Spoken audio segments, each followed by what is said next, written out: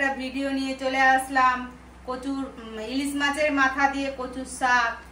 আর হচ্ছে আগের ভিডিওগুলো তোমাদের কেমন লাগছে, কে কোথা থেকে দেখছো কমেন্ট করে জানাবে। আর লাইক কমেন্ট শেয়ার সাবস্ক্রাইব করবে। এই দেখো কড়াইয়ে তেল দিচ্ছি এখন বন্ধুরা, মাছের মাথাগুলো ভাজবো। আর তোমরা কে কোথা থেকে দেখছো সেটা বলে জানাবে।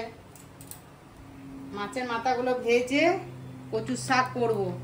সেই মানে কার কেমন লাগে বলো, ইলিশ মাছের মাথা দিয়ে কচুর শাক। তেলের মধ্যে একটু হলুদ দিয়ে দিলাম, তাহলে মাছটা ফাটবে না আর তেলটাও ছিটকাবে না। হলুদ দিলাম। এই যে মাছের মাথাগুলো এখন ভাজবো।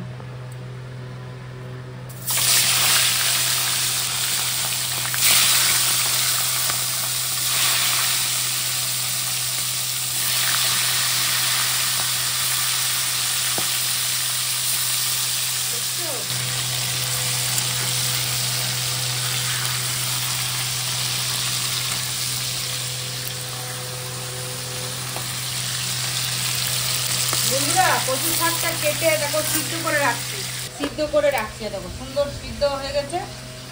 সিদ্ধ করে রাখছি কচু শাকটা, একটু লবণ দিয়ে সিদ্ধ করেছি, লবণ দিয়ে সিদ্ধ করে রেখে দিয়েছি। কচু শাকটা ছোটো ছোটো করে কেটে নিয়েছিলাম, তারপরে সিদ্ধ করে একটু লবণ দিয়ে মানে সিদ্ধ করে রাখছি। একটু জলটা চেপে দিব যাতে গলা না ধরে। মাছের মাথাগুলো দেখো বন্ধুরা ভাজা হয়ে গেছে, দেখছো ভালো করে সুন্দর করে ভেজে নিয়েছি, ফ্রাই করে নিয়েছি।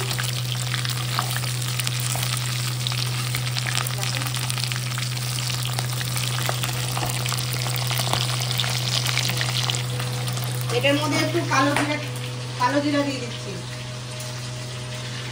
এর মধ্যে একটু কালো জিরা দিয়ে দিলাম, লঙ্কা দিয়ে দিলাম 4-5টা। লঙ্কা বেশি খাওয়া না, ভালো লাগে।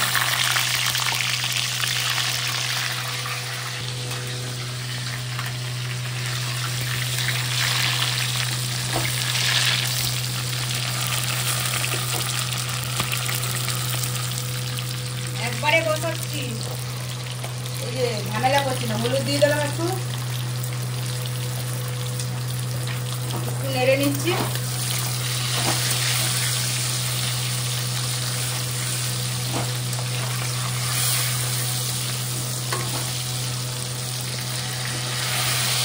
মাছের ঝালটা খুব গন্ধ হয়ে গেছে, এখন লঙ্কার সেন্ট বেড়াচ্ছে একদম।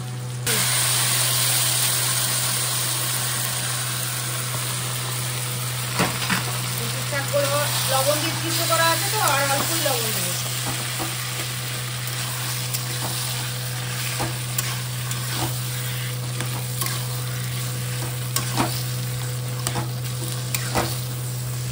কারণ মাছেও লবণ দেওয়া আছে, কচুর শাকেও লবণ দেওয়া আছে।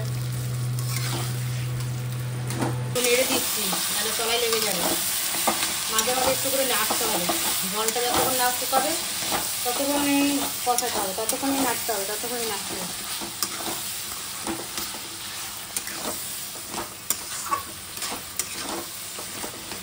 রাখতে হবে বন্ধুরা, নাহলে যদি একটু ধরবে না।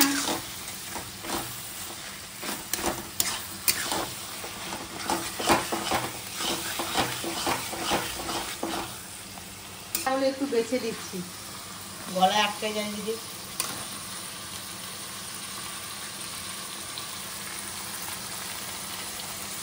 এই দেখো, এই যে নামাবো বন্ধুরা, দেখো হয়ে গেছে নামাবো। এখানেই ভিডিওটা শেষ করলাম বন্ধুরা।